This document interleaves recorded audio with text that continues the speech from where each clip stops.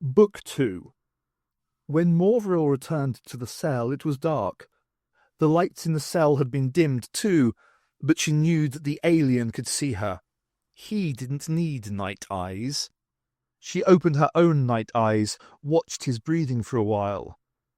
"You can hear me, can't you, Doctor?" she asked. There was no reply. If he had replied, maybe she wouldn't have been able to start telling her story. Maybe he knew that. Maybe that was why he stayed silent. "Anyway," she began, "I'm not pretending that everything before the invasion was perfect, that ours was an ideal world. You know as well as I do that there isn't such a thing. For instance, in the place where I lived, children were regarded as property. You were owned by your parents, and if they died before you came of age, you were put up on the open market just like their house, their land, and their clothing. It wasn't a nice custom. When my parents died, my elder brother Pakip brought me to work on his farm. It nearly bankrupted him, but he was the sort of person who thought of it as a family duty. The good sort, you know. He didn't treat me badly, but of course he had to make me work to justify his investment. I hated it. I was only a kid, soft-skinned, my hooves only half-formed, and yet I still had the silly romanticism of childhood. I yearned for the city Tephalis, or better still, our distant capital Noctutis. I had the idea that my life would have been better if an off-worlder had brought me, instead of sensible old Pakip.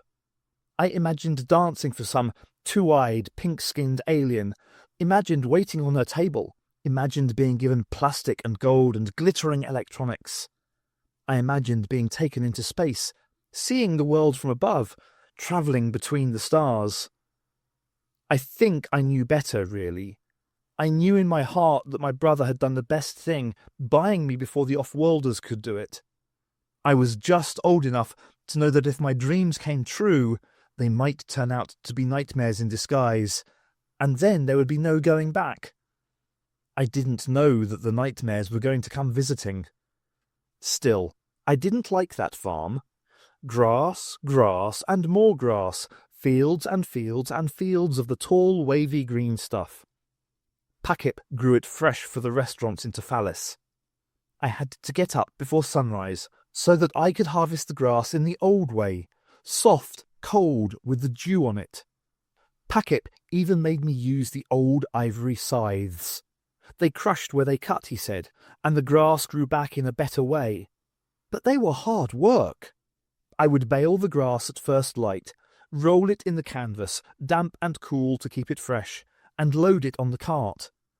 Then Pakip would yoke himself to the cart and trot off to the market at Tephalis, his hooves clopping on the road, while I watched the farm, drove the insects and flying lizards from the grass, mended gates, planted where Pakip had ploughed the previous day.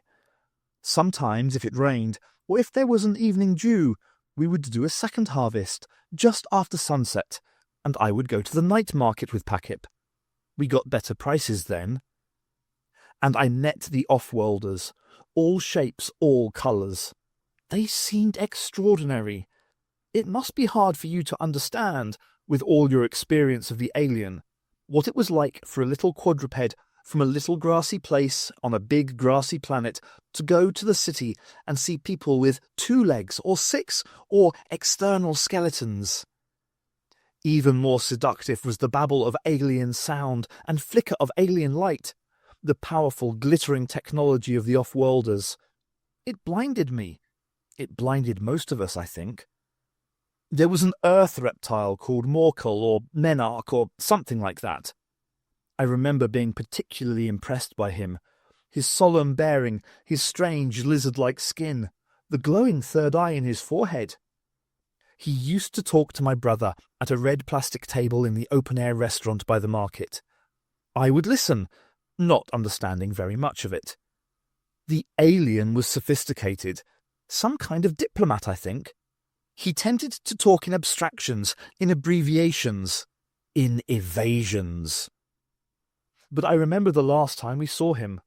He had a glass full of that black fizzy stuff that Earth people called cola, but he wasn't drinking it. He was looking down at the flat red surface of the table, almost as if he was ashamed. "They are serious, Packip," he said. "Deadly serious. You should leave if you can." I remember being afraid. But Packip didn't leave, couldn't leave. He had his wife, Larnage, and their new child, who was still in her pouch. And he had the farm. Or perhaps he didn't quite believe the earth reptile's melodramatic warning, didn't quite think that things like that could be part of the real world. I don't know. But I know he screamed when we saw the lights. I was with Packip one evening, taking our harvest to Tephalis, when they appeared above the city, drowning its glitter in a cold blue-white glare. All the roofs and streets became visible, and I could even see tiny figures staring upward, tractite and alien alike frozen in that strange shadowless illumination. Sometimes I catch myself thinking that the city is still there, Tephalis, the Tephalis I knew, fossilized in time like a tiny animal caught in the sap of a tree. Don't tell me. I know. It's another romantic dream. The lure of the alien, the lure of the past that never was. Perhaps we don't grow up after all. Packip, of course, practical Packip, I think he knew in that instant, on the night road to Tephalis, among the usual smell of grass, that his world had ended. But he was trying to kid himself that his little piece of the world would somehow survive. People always do, don't they? Even the most practical ones. I didn't know anything, of course. I didn't think about the earth reptile's warning at that moment.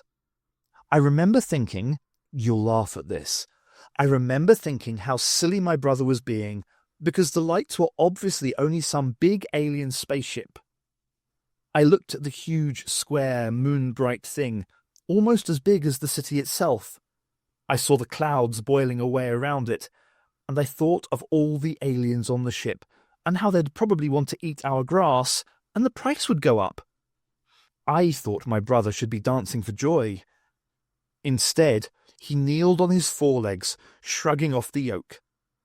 As I stared at him in confusion, he wrenched the tack free from both of us, breaking the precious leather, and pushed me down on my knees so that the yoke fell away.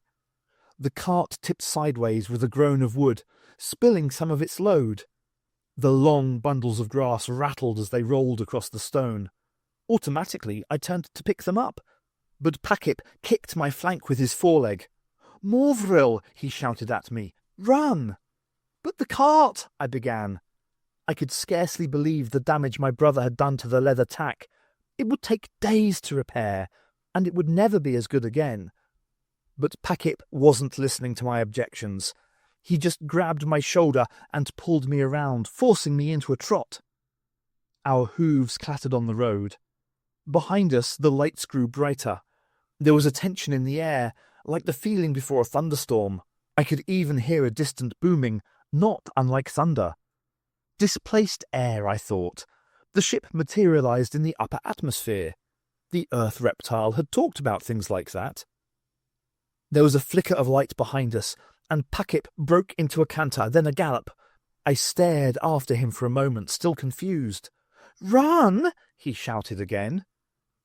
Packip was well ahead of me now, moving at full gallop across the fields, head down, careless of the damage to the precious crops. I started after him, infected by his panic, lowering my own head into the green-smelling swathe he had made through the eating grass. Cold drops of dew spattered my legs and flanks. The black mass of the forest rose to my left as I galloped, cutting off my view of the alien ship. I could hear Larnage shouting from the farmhouse. I imagined her big white cloak flapping in panic in the strange light, the copper thread on her old coat glittering, the baby wriggling in its pouch, infected by its mother's fear. "The cellar!"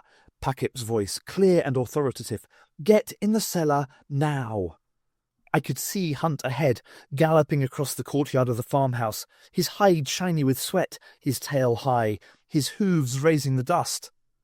The light was brighter still, almost as bright as day, and, although it was hard to tell with my night eyes, it seemed to have gained a blue quality. The sky itself was brightening, as if dawn were coming. The stones of the courtyard glowed as if they were burning. I slowed to a canter, shutting my night eyes and opening my colour eyes so that I could see more clearly. The light was blue, an eerie, unnatural blue. In the doorway of the house, Pakip looked over his shoulder, nostrils flaring with panic, and screamed back to me, "Morvril, get under cover!" I hesitated, motionless in the blurry edge of the forest shadow, not sure what to do. My indecision saved my life. Suddenly, the farmhouse burnt white, blinding me for a moment. I could feel the reflected heat on my skin, hotter than sunlight. I looked behind me, was dazzled by the sky behind the thick overhang of the forest. An instinct older than civilization took over, and I dived for the cover of the trees. Behind me, I heard Pakip screaming as he burnt in the light, but I knew there was nothing I could do. Morvril hesitated, realizing that the doctor's eyes were closed again. "Do you know what it's like, Doctor? To watch them die, to hear them die, and know that there's nothing you can do to stop it." For a long time the doctor said nothing. Then his mouth opened slowly, and a hiss of breath came out. "Yes," he said. "I know what it's like." His eyes opened. A tear spilled out onto one of his cheeks and slowly trickled across the desiccated skin.